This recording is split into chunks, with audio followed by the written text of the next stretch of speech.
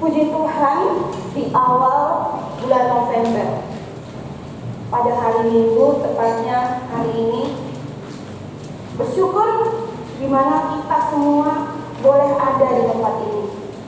Bersyukur juga untuk Bapak Ibu yang sudah hadir pada pagi hari ini, di mana Tuhan memberikan kita waktu untuk kita boleh berada di tempat ini. Semuanya bukan karena kehebatan kita, bukan karena kekuatan kita, bukan karena apa yang ada dalam diri saya, kita semua yang ada di tempat ini, tapi semua karena anugerah Tuhan, sehingga kita berada di tempat ini. Kita masih sehat, kita masih bisa duduk di tempat ini, kita bersyukur. Karena apa?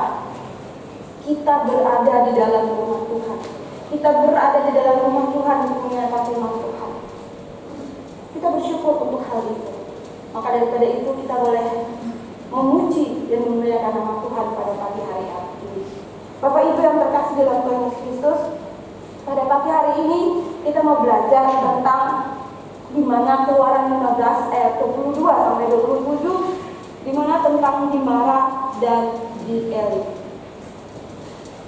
Kalau kita melihat bahwa orang Israel pada saat itu, ketika mereka keluar dari tanah Mesir, mereka mengalami begitu banyak persoalan, mereka mengalami begitu banyak problema yang dimana ketika mereka berada di Mesir.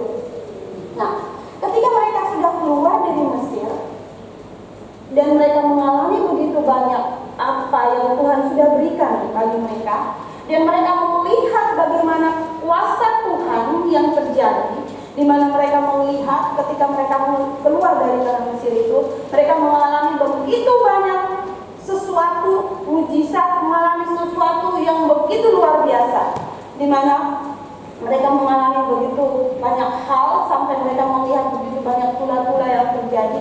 Itu semua karena apa? Karena Allah menyertai mereka. Nah, ketika mereka mengalami, ketika mereka mengetahui Allah tetap setia dalam setiap kehidupan mereka, ketika mereka keluar dari tanah Mesir dibawa oleh Musa, ketika itu juga mereka bukan, wah saya sudah keluar dari tanah Mesir, wah saya sudah senang, saya sudah bahagia, saya sudah bebas. Tidak. Tetapi ketika mengalami sesuatu hal itu, mereka masuk lagi di suatu tempat yang dimana mereka mengalami sesuatu hal, mereka melewati laut Teberau.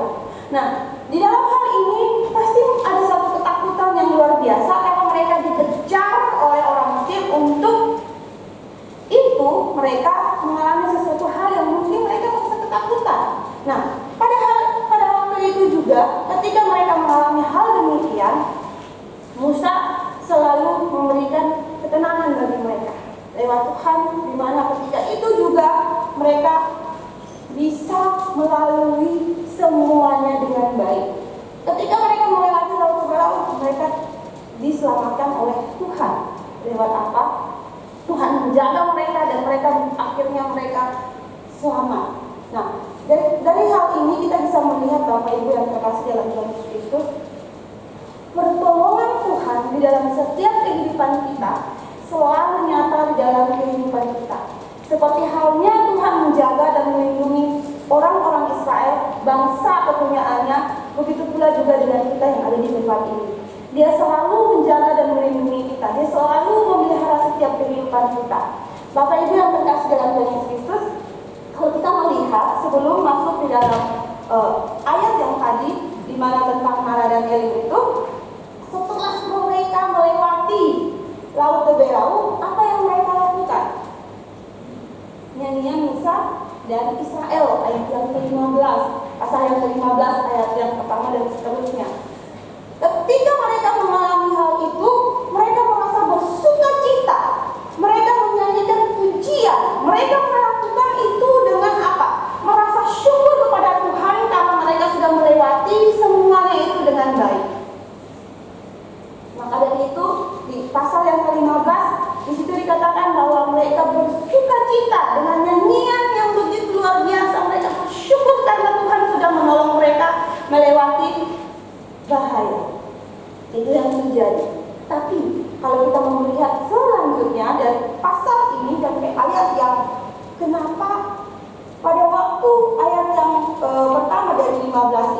lalu masuk ke ayat yang ke-22, kenapa Tuhan masih memberikan ujian kepada orang Israel?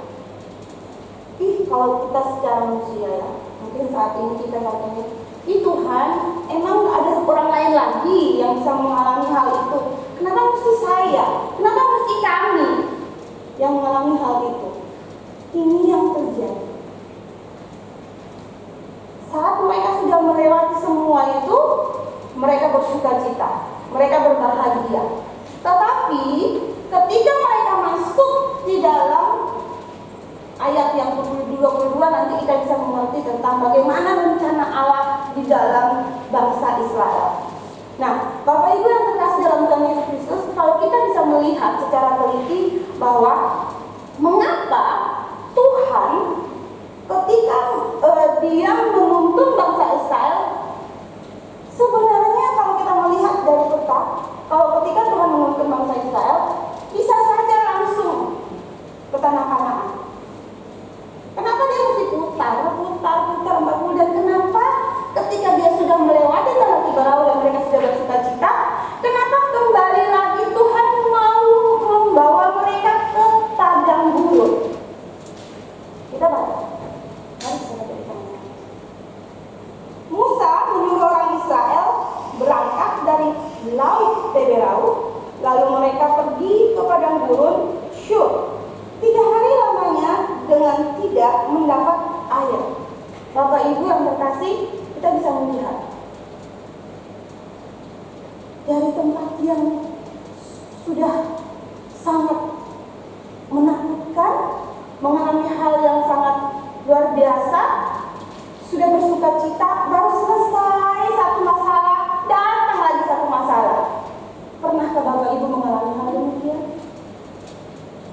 Pasti itu yang terjadi. Masalah datang bertubi-tubi, masalah datang bertubi-tubi di dalam setiap kehidupan kita.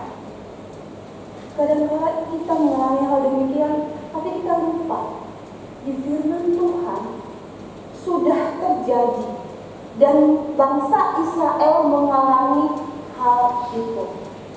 Di mana ketika dia sudah mengalami hal itu, kalau dibilang, waduh, Tuhan ini apa sih maunya? Sudah berbahagia, udah senang-senang, datang lagi, masuk lagi ke padang gurun. Mendingan kan tinggal aja di Mesir, lebih enak kok, lebih bisa menikmati semua kok. Walaupun saya harus bekerja keras atau apa, yang penting saya bisa makan enak.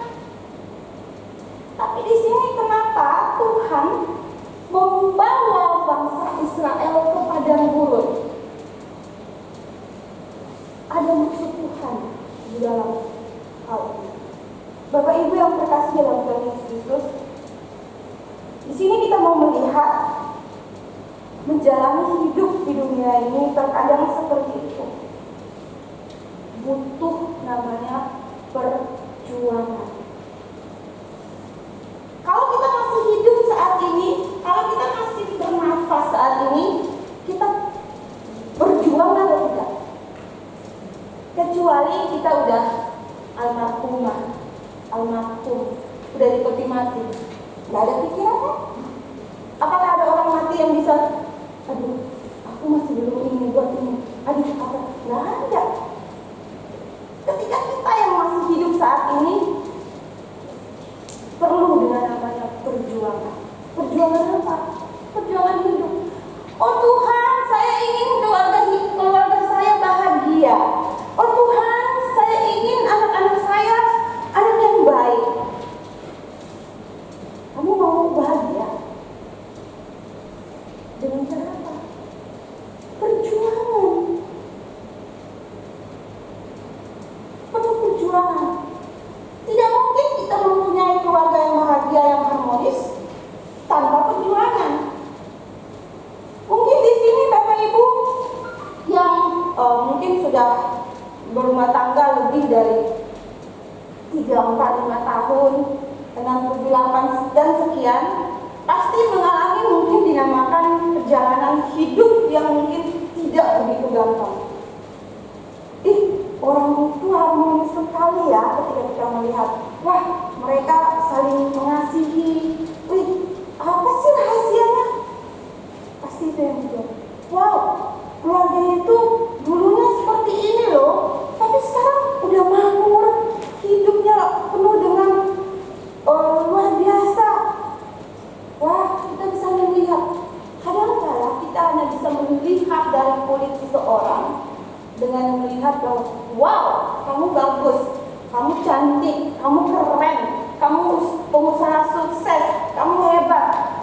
Tapi kita lupa melihat proses dia mengalami hal demikian. Ya tidak? Ketika kita mau mengerti bahwa mungkin orang yang bisa bangunan, khusus mungkin Pak Adi, ketika membangun gedung gereja ini, tidak langsung cus gereja ini langsung bisa jadi secantik ini. Enggak. Pasti perlu semen, perlu kayu, perlu pasir, perlu semua peralatan semuanya untuk bisa membangun gereja ini. Ya tidak? Membutuhkan pasir. Coba, udahlah pasir aja jadi cus. Enggak ada.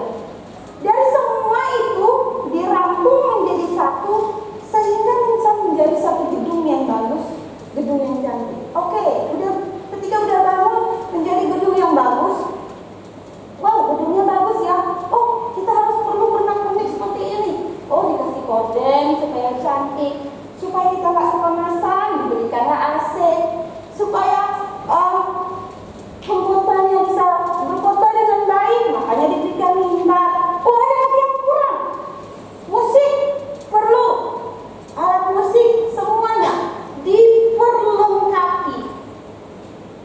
Nah, di dalam kelengkapan itu butuh nggak dengan namanya perjuangan? Butuh nggak?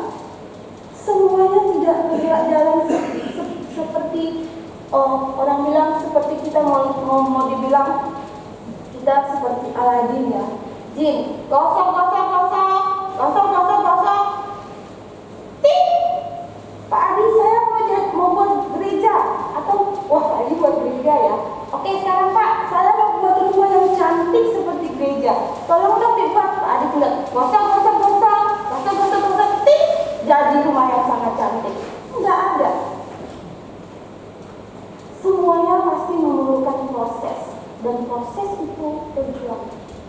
Perjuangan itu apa? Membutuhkan apa?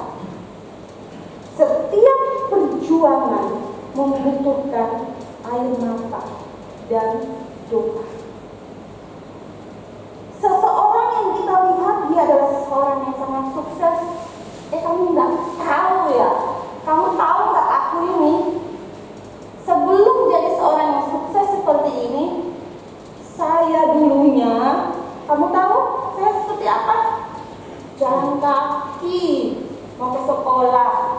Saya harus buat ini. Jadi ada masa lalu yang membuat dan memacu orang itu menjadi seorang yang sukses. Saya melihat kisah mungkin beberapa waktu yang minggu lalu lah, saya bilang, saya bisa lihat sendiri bagaimana William. Mungkin dia mulai dari awal mau mulai karir, oke lah saya yang kerja melakukan semuanya itu. Tapi lama-lama kelamaan akhirnya dia mempunyai karyawan. Itu dari contoh kecil ya boleh dibilang. Atau mungkin sekarang orang-orang yang ada di tempat ini, yang keadaannya sekarang sudah mulai menjadi baik. Tidak mungkin dari kesuksesan itu tidak membutuhkan perjuangan. Semuanya membutuhkan perjuangan. Perjuangan apa? Bukan hanya perjuangan untuk sukses, tapi perjuangan di dalam hidup kita melawan kedagingan kita. Perjuangan kita melawan di mana kita mau mengerti kasih Tuhan dalam hidup kita.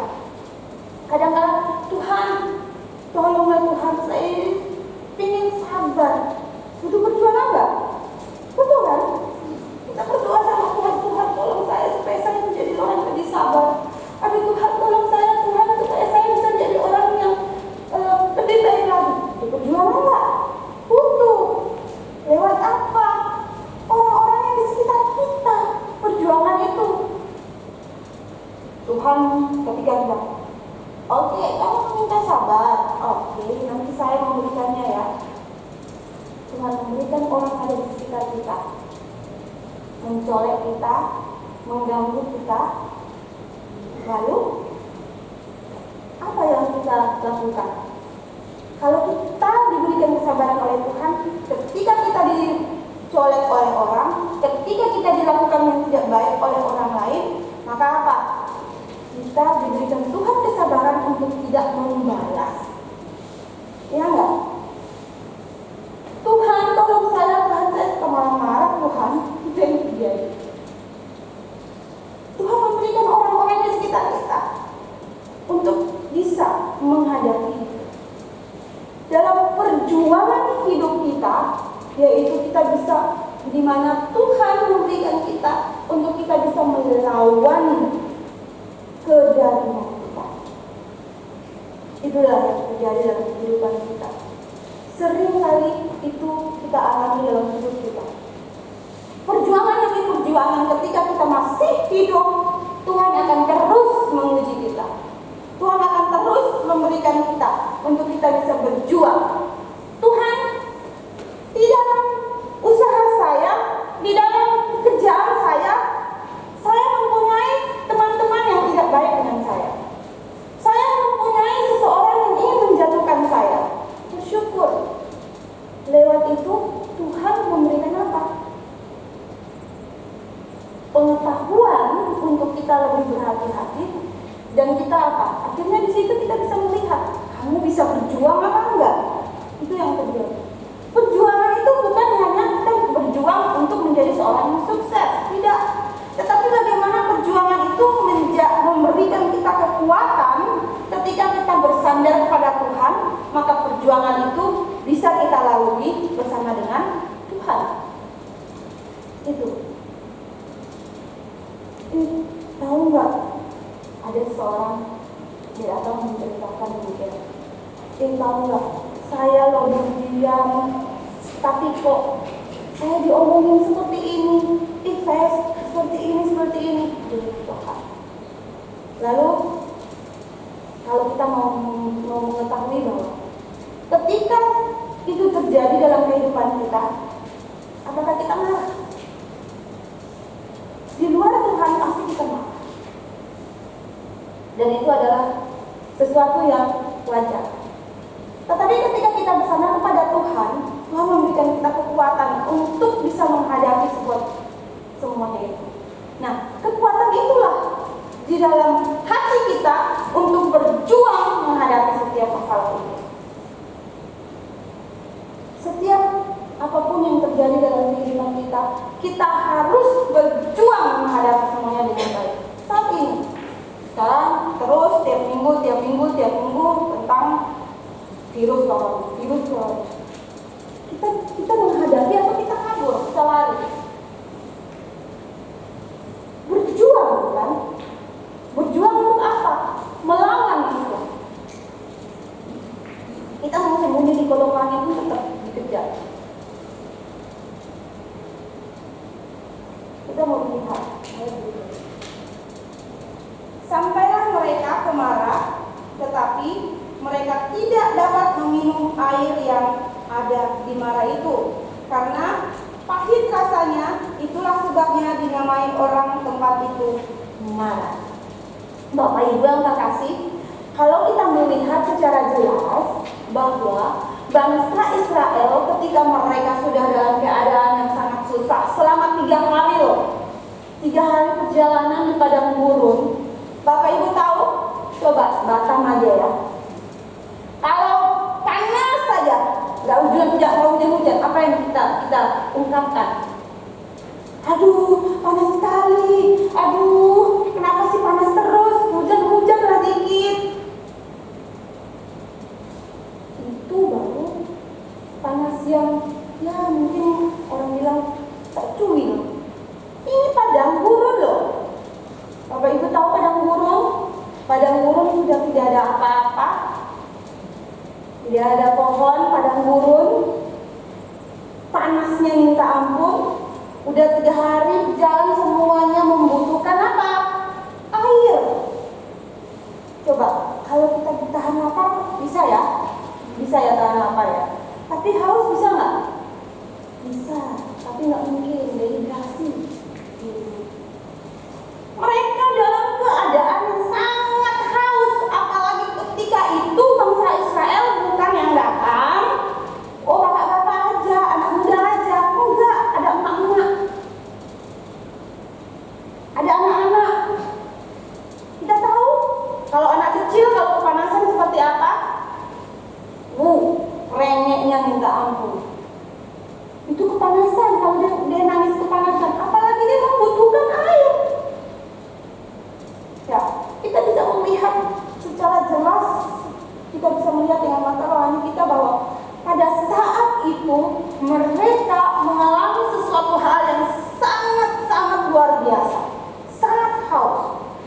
Tetapi ketika mereka sudah sampai di tempat itu, dan ketika mereka sudah menjalani padang gurun itu dan mereka melihat, wow, ada air. Tapi ketika mereka melihat air itu, apa yang terjadi? Pasti langsung kita lihat air langsung ambil dan mau minum. Karena apa? Sudah haus, udah lama gak menikmati air. Tetapi ketika kita mau minum air itu, airnya rasanya pahit. Kayak mana coba? Tapi kalau orang yang sakit ya pasti membutuhkan yang pahit, kan? Apalagi air apa namanya? Air dan pepaya. Biasanya untuk kesehatan juga. Biar pahit pun sikat, karena apa? Untuk kesehatan. Tapi saat ini dalam keadaan haus, bukan sakit. Semua orang yang datang itu bukan sakit. Aku haus, itu yang terjadi. Sehingga Bapak Ibu yang terkasih, pada saat mereka mengalami hal demikian, kita lihat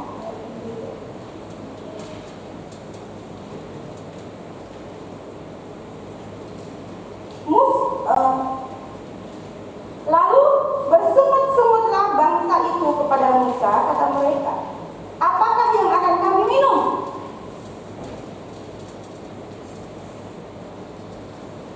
Mereka mulai bersungut-sungut. Mereka mulai kembali lagi dengan apa yang mereka lakukan ketika waktu itu. Nah, mereka selalu tidak mau menghargai bagaimana Tuhan selalu melindungi dan memberkati mereka. Mereka lupa ketika Tuhan sudah menolong mereka keluar dari Mesir. Mereka lupa kalau mereka sudah selalu dilindungi oleh Tuhan. Mereka lupa. Padahal baru bersuka cita, hore-hore, oke-oke.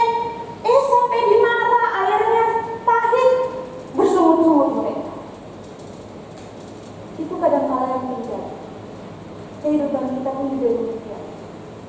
Ketika kita sudah mengalami hal berkat-berkat Tuhan yang melimpah dalam kehidupan kita, berkat finansial kita atau kesehatan kita, ketika kita sudah mengalami hal itu, sudah merasakan bagaimana nikmatnya Tuhan memberikan semuanya itu, ketika satu masalah datang, Tuhan itu di mana ya? Tuhan ada atau tidak? Saya sudah datang loh pada Tuhan, tapi kok Tuhan gak mau dengar ya? Itu yang terjadi. Kita selalu bersungut-sungut akan pemeliharaan Tuhan di dalam setiap kehidupan kita. Kita lupa bahwa ketika Tuhan menjanjikan bahwa aku akan memelihara engkau di dalam setiap kehidupanmu, kita lupa akan pemeliharaan Tuhan dalam hidup kita. Kita sering mengalami hal demikian. Ketika kita mengalami hal-hal yang terjadi dalam hidup kita, kita seringkali sama, tidak jauh berbeda dengan orang Israel. Ketika kita berbahagia dengan baik. Ketika kita mengalami satu ujian dari Tuhan, kita mulai menyalahkan Tuhan. Kita mulai tidak bersandar lagi kepada Tuhan. Kita lupa akan pemeliharaan Tuhan di dalam hidup kita. Segala sesuatu penuh perjuangan.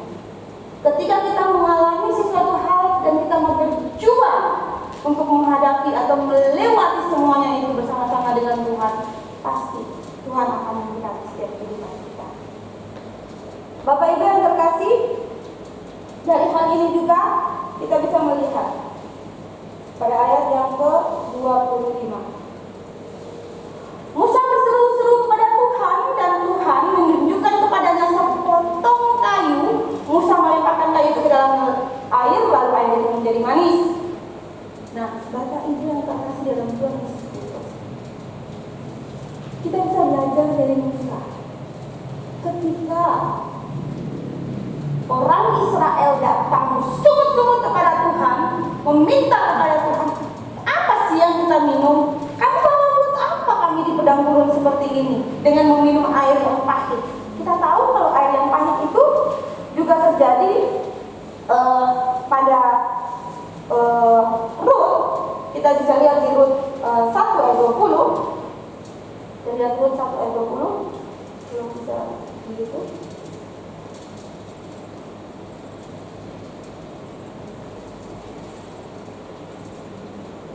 Rut 1 pasal 1 ayat 20.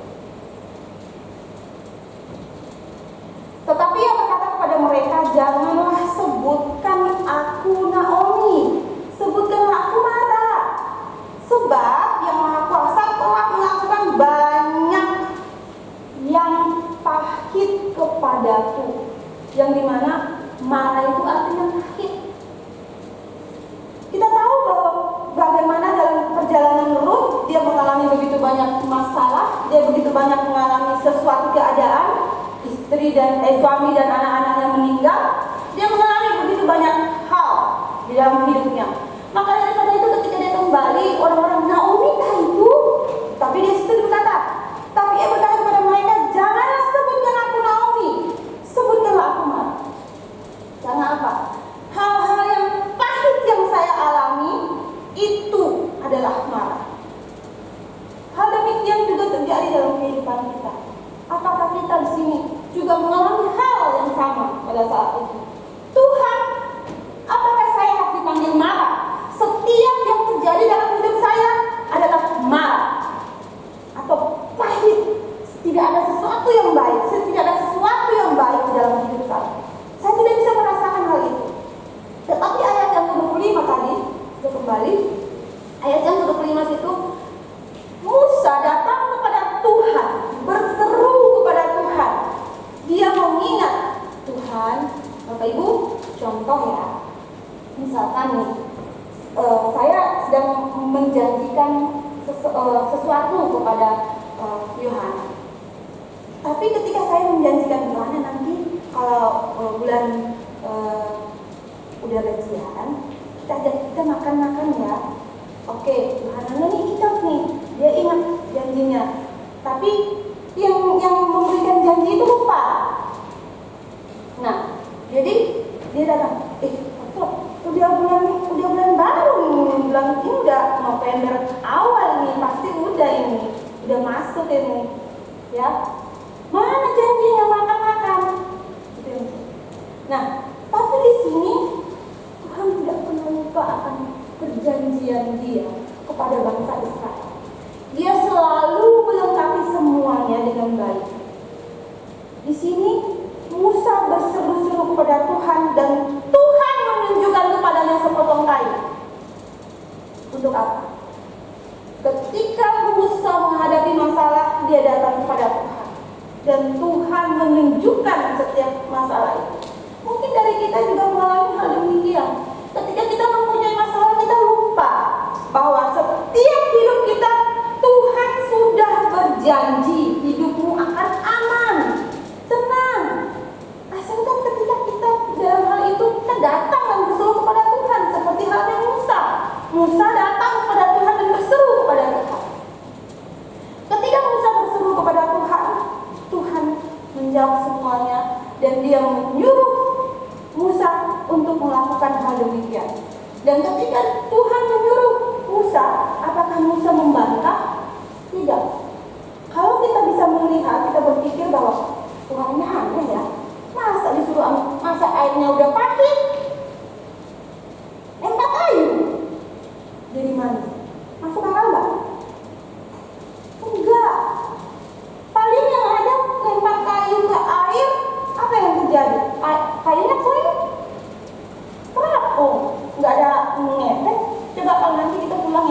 kita lempar kayu di kolam atau apa, airnya cobalah, aku mau buatlah seperti Musa, lempar terus coba cedok airnya, minum, manis nggak ya?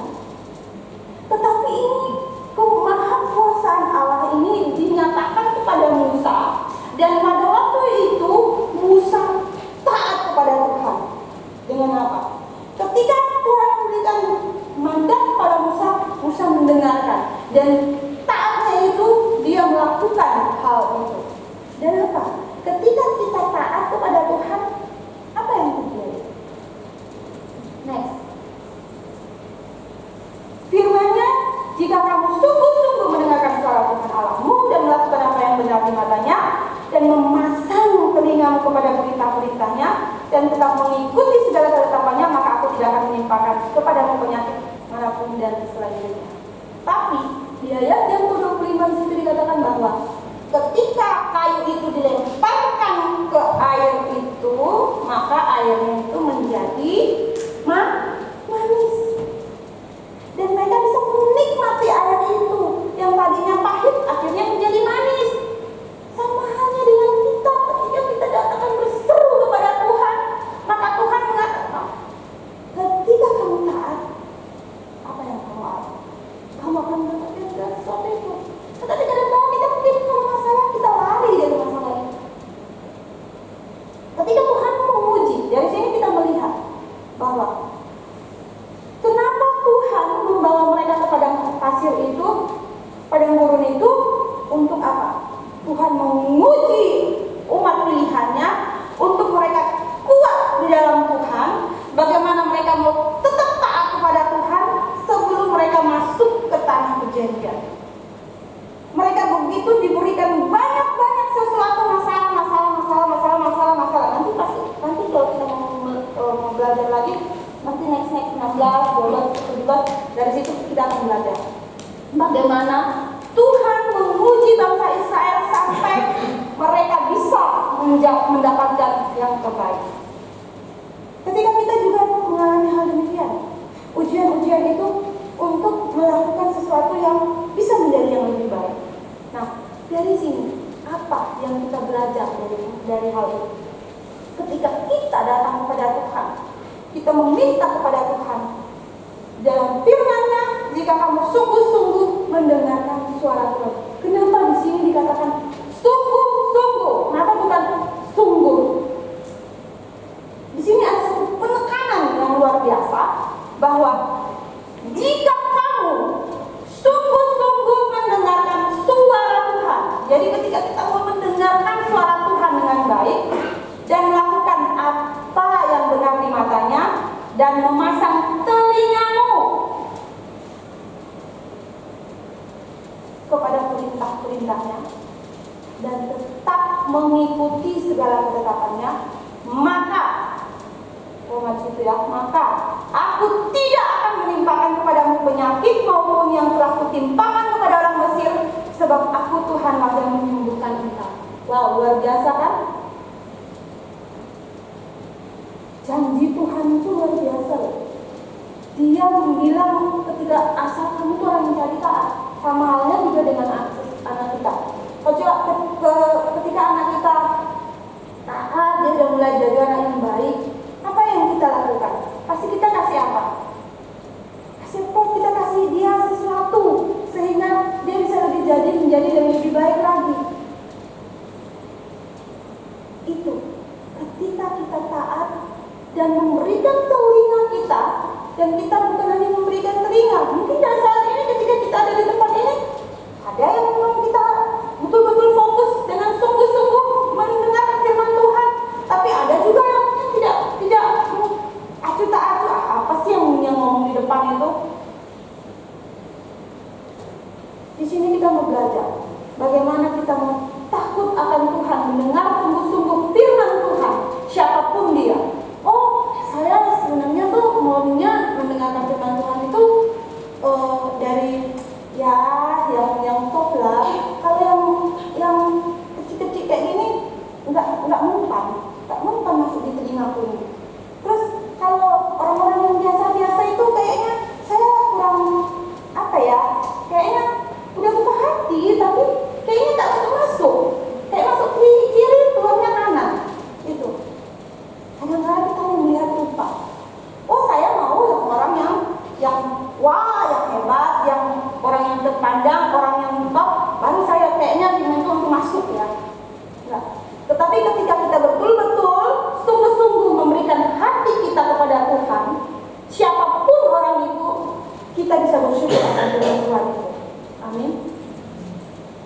siapapun dia.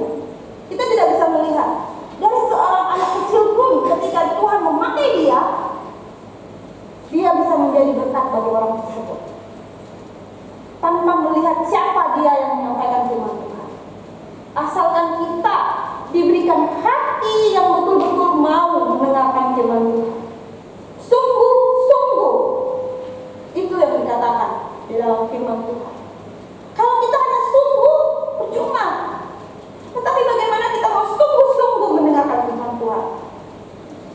Karena ketika kita benar-benar sungguh-sungguh mendengarkan firman Tuhan, kita taat kepada apa yang Tuhan izinkan di dalam setiap kehidupan kita. Kita mau Tuhan mengubah setiap kehidupan kita. Itu yang terjadi. Dari sini kita mau belajar.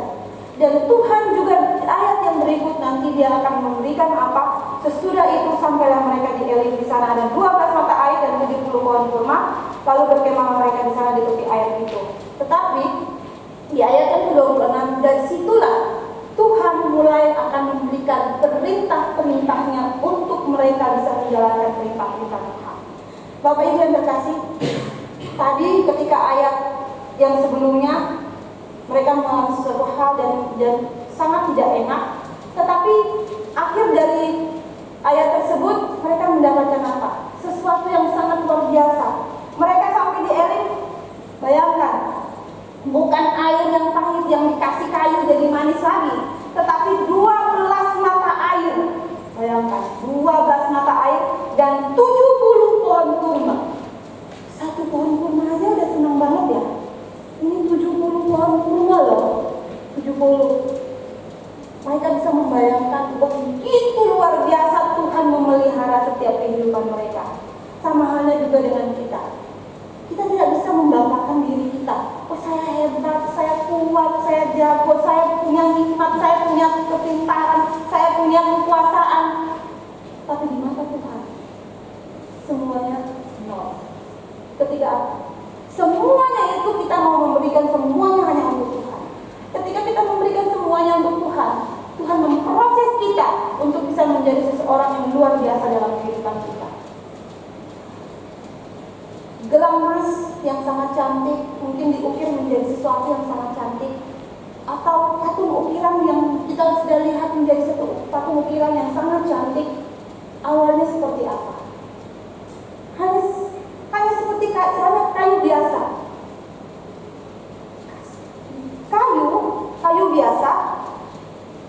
Kalau kita hanya bisa melihat kayu biasa itu, mungkin orang lain yang tidak ada seni, kita mungkin kayu apa itu? Bisa dibawa ke tempat tempe, tahu, kita pakai untuk apa? Untuk bakar. Dipakai untuk pembakaran. Tapi kalau orang yang seni melihat kayu itu, waduh, kayu ini bagus nih.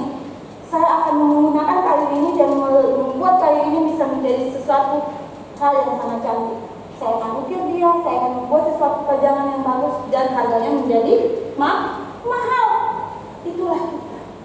Kita yang dimana sudah rusak binasa, hancur setiap dosa-dosa kita.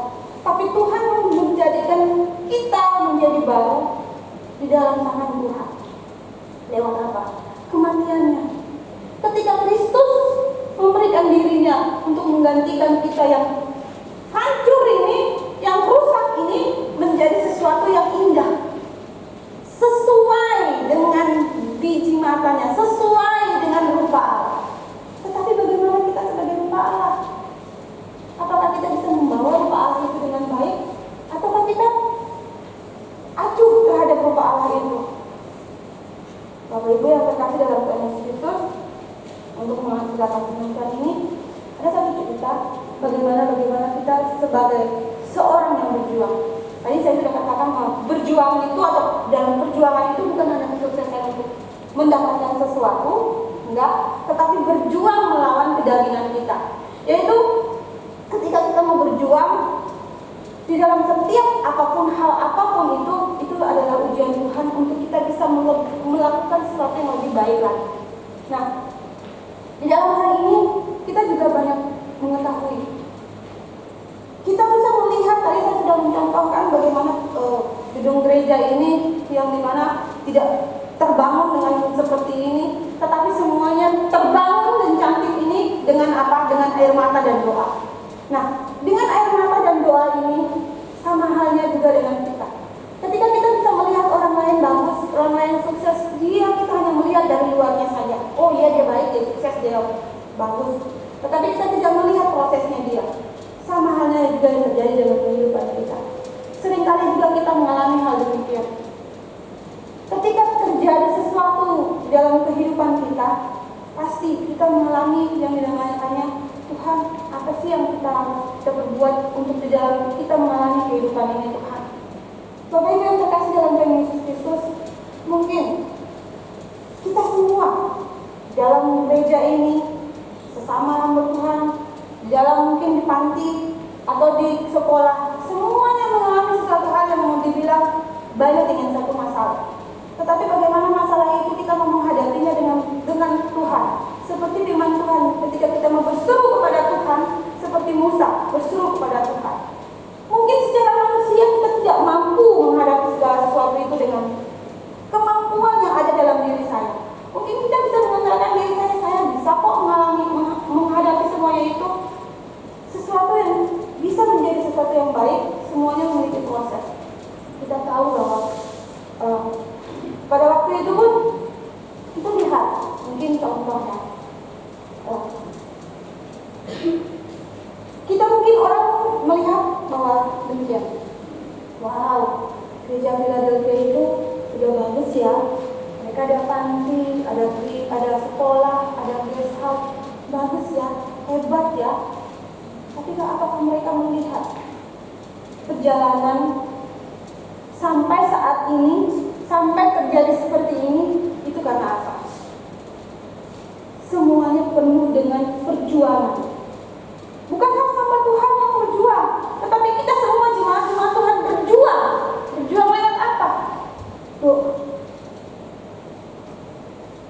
pasti di dalam setiap masalah apapun pasti kita share. Tolonglah doakan ini, tolonglah doakan ini. Kita semua di tempat ini bergandeng tangan untuk apa? Berjuang menghadapi segala sesuatu yang kita alami dalam kehidupan kita. Kita tidak bisa berjuang sendiri. Kita meminta Tuhan, dan Tuhan bisa memakai setiap orang-orang yang ada di sekitar kita untuk kita bisa berjuang melawan itu semua dengan kasih daripada Tuhan. Bapak Ibu yang terkasih dalam Tuhan Yesus Kristus, biarlah kita semua di tempat ini kita mau belajar bagaimana ketika Tuhan berjanji akan setia kepada kita di dalam setiap kehidupan kita, perjalanan hidup kita, kita pun juga tetap setia kepada Tuhan. Kita tidak meninggalkan Dia, kita tidak jauh dari Dia, tetapi kita lebih tekun lagi kepada Tuhan. Kita meminta setiap segala sesuatu yang kemuliaan bagi nama Tuhan. Amin. Untuk firman Tuhan, biar firman Tuhan ini bisa menjadi berkat bagi kita semua, dan kita di dalam perjuangan kita mengalami hal apapun itu, kita mau datang kepada Tuhan, bersandar kepada Tuhan, minta Tuhan kuatkan saya untuk saya bisa melakukan semuanya hanya untuk kemuliaan bagi nama Tuhan. Amin. Untuk firman Tuhan, kita tunduk kepala, kita berdoa. Tuhan Allah Bapa kami dalam kerajaan surga, kami mengucap syukur dan berterima kasih untuk kasih dan anugerah yang begitu besar dalam setiap hidup kami. Tuhan Yesus, seringkali dalam setiap kehidupan kami mengalami begitu banyak hal. Kami begitu mengalami sesuatu banyak masalah di dalam hidup kami. Baik itu mungkin gereja kami, baik itu panti kami, baik itu sekolah kami, baik itu jemaat kami. Tuhan, kami datang kepada Engkau Tuhan. Kami yakin dan kami percaya ketika Engkau menolong bangsa Israel di mana mereka di padang gurun mengalami sesuatu masalah, kami juga percaya Engkau juga menolong kami yang ada di tempat ini. Setiap masalah apapun itu Tuhan, kami percaya Tuhan Engkau campur tangan, dan kami yakin dan kami percaya Engkau adalah Allah yang luar biasa di dalam setiap hidup kami. Tuhan, berkati setiap jemaat-jemaat Tuhan yang ada di tempat ini Tuhan. Biar kami selalu berpegang teguh kepada Engkau, dan kami selalu berserah kepada Engkau ketika kami mengalami sesuatu masalah apapun di dalam problem hidup kami Tuhan. Secara manusia manusia kami tidak mampu dan tidak kuat menghadapi segala sesuatu itu. Tetapi kami yakin kami mempunyai Allah yang luar biasa, Allah yang selalu setia dan berjanji menjaga dan melindungi kami. Terima kasih banyak Bapak untuk kebenaran firman Tuhan yang boleh kami dengar pada pagi hari. Biar kuasa Tuhan selalu senantiasa menolong dan memberkati kami. Terima kasih banyak Bapak. Di dalam nama Tuhan kami Yesus Kristus kami berdoa.